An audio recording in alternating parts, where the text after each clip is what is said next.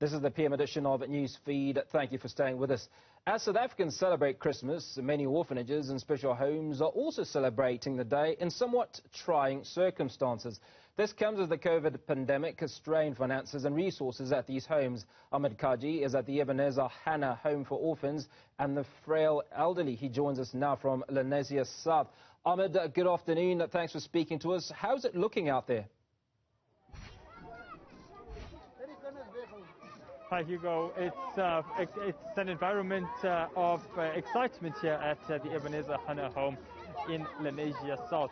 Hugo, before we continue on exactly what is happening here and the excitement that is taking place, I'm just going to place you geographically so you just understand the geopolitical and the geosocial aspects of where we are currently.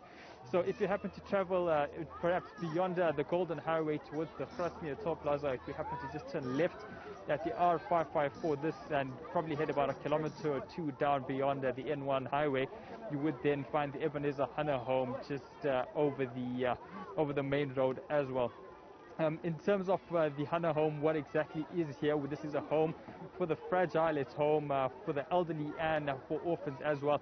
There is a school attached to the orphanage home as well.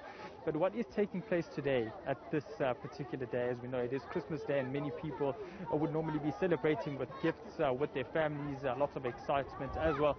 And the Hannah Home has tried to actually do that for the community and for the orphans who stay around here. Currently, there is about 300 people from the community who have arrived for a church sermon earlier on, and then there are meals being served to the children and to the elders as well.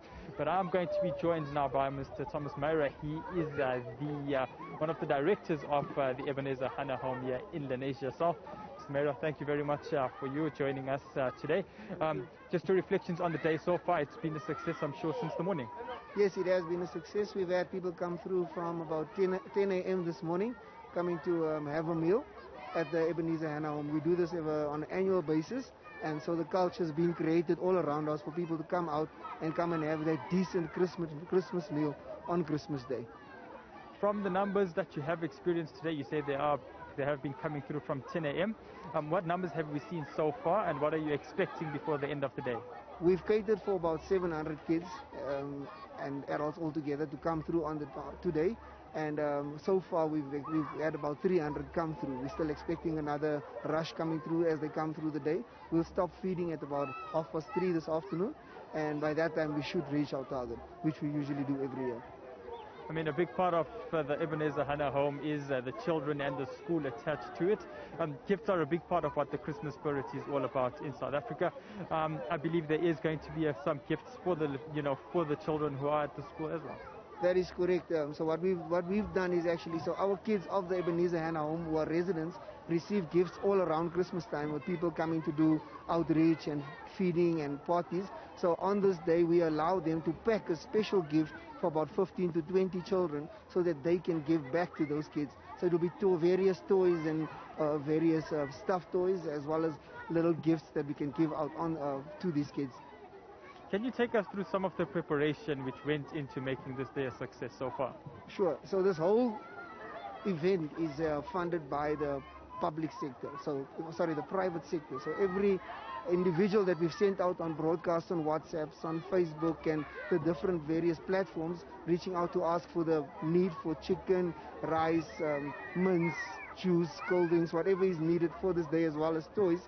And the private sector have come out alongside us over this number of years and have supported this initiative for it to be a great success. One of the churches in the local area as well, CFC from Enadale, they've come out as well and they've partnered with us. So together we are doing this event, but as I say, it's completely funded by the private sector, and everybody has come on board and said, look, we'll buy chicken or we'll donate towards the day, and this makes this day a success every year. Thomas, you speak about the costs for today and how it is covered.